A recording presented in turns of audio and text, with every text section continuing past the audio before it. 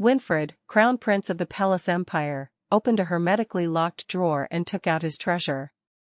It was nothing less than a portrait of Ayla that he had drawn himself. It was too small a sketch compared to the large frame Ayla's parents had been given, and it was just for practice, so it wasn't even colored.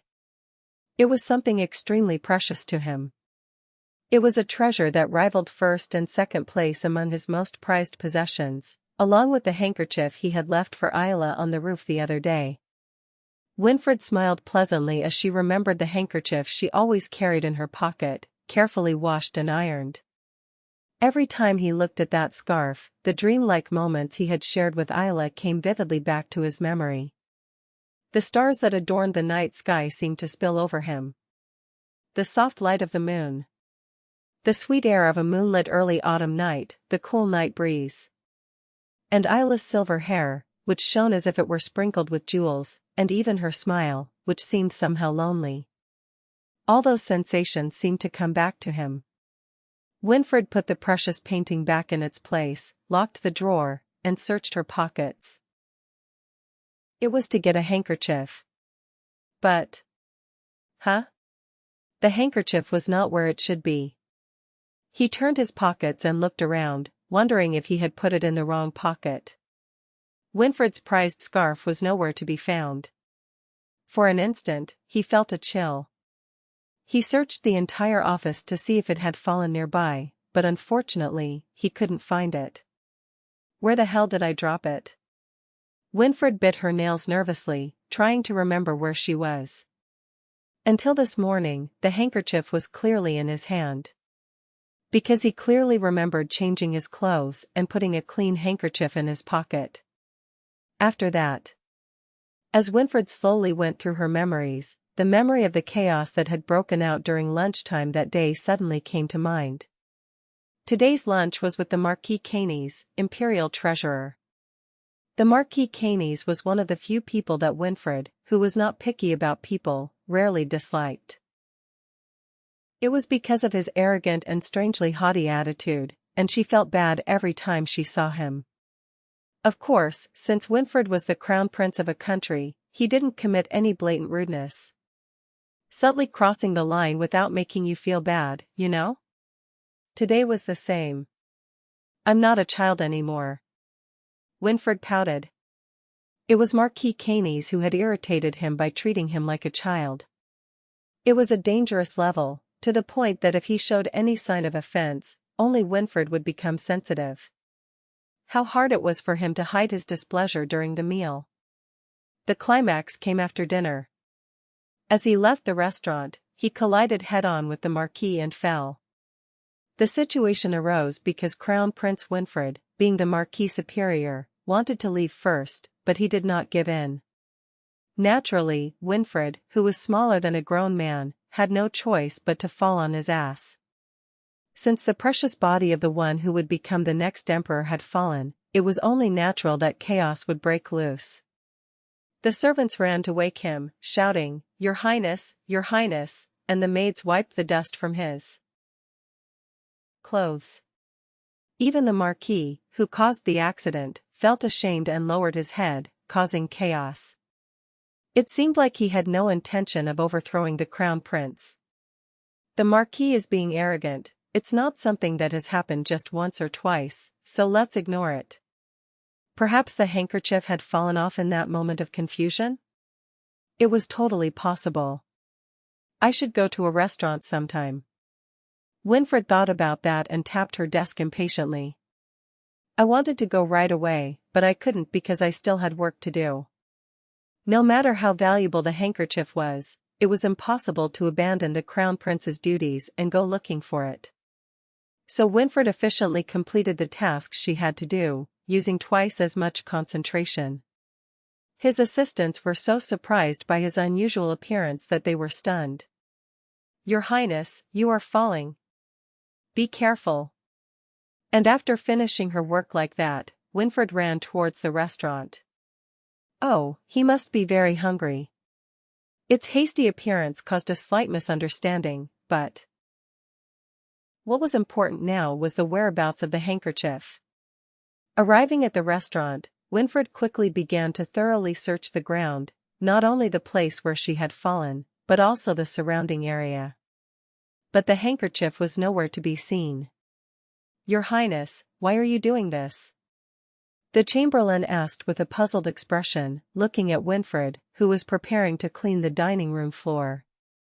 He thought he was hungry because of how fast he was running, but he assumed not, since he didn't even look at the table. It was a mystery why the crown prince cleaned the tiles with his expensive clothes. "Handkerchief. I don't have a handkerchief."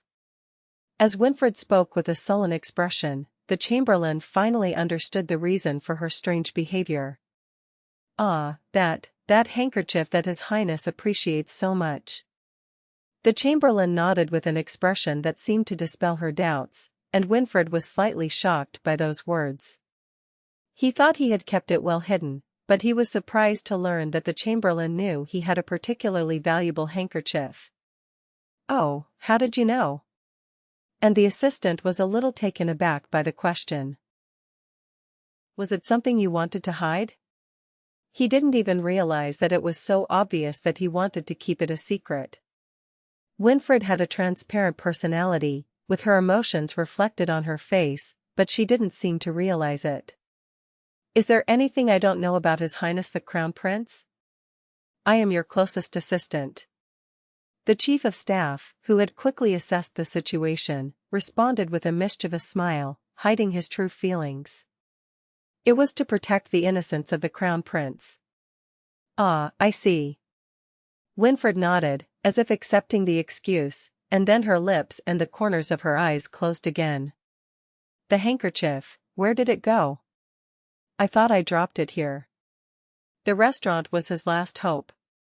If it wasn't there, I had no idea where it had gone. "Please, have dinner first, Your Highness. I'll look for it in the meantime." The chamberlain sat Winfred at the dining table, saying he would ask about him, as someone might have picked him up. "Please. I must find it without a doubt." "It's very precious to me," said Winfred, her voice still apathetic. Seeing this pitiful sight, the chamberlain decided to find the handkerchief no matter what.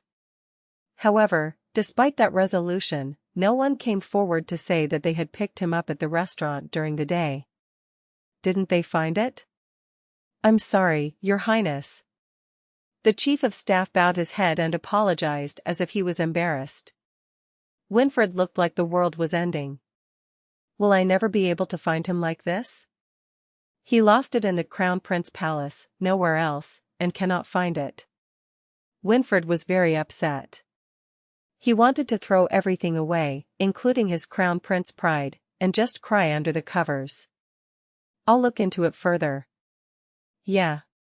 Seeing Winfred's sullen appearance, the chamberlain, who had done nothing wrong, felt guilty and had to step aside. 2 days passed like this. Winfred was still depressed. It was only natural, after all, that the handkerchief containing his precious memories of Ayla had disappeared. He barely ate, so his face had become very thin and he always had a gloomy expression, which made the emperor and empress very worried. And Winfred continued stabbing small pieces of steak with his fork, his expression still indifferent. He knew his parents were worried, so he had to eat, but his appetite just wouldn't return. "Your Highness, if you don't like it, may I ask you to serve something else?" the waiter asked with a worried expression. No, it's okay. I'm eating. I'll finish it. Just give me another glass of juice." He didn't really want to eat anything else, but Winfred shook her head and said, "If I leave food, won't my mother's health deteriorate because she worries?" She was already feeling bad, so she didn't want to add to her worry. At Winfred's request for more juice, the chamberlain called a maid holding a bottle full of orange juice and ordered her to fill his glass. And then the maid's hand slipped and spilled some juice on the table. "Oh, I'm sorry." He fumbled for a handkerchief from his chest and tried to clean the table. And then, "Ah. This scarf." Winfred screamed and snatched the handkerchief from him. My handkerchief. In an instant, his face lit up with joy. She thought she would never see him again, but now he was back. It must have been quite embarrassing to have made the mistake of spilling juice in front of the crown prince, but the maid whose handkerchief was suddenly snatched away was so shocked that she could only blink wide. When I looked for it like that, it didn't come up. The assistant muttered with a blank expression.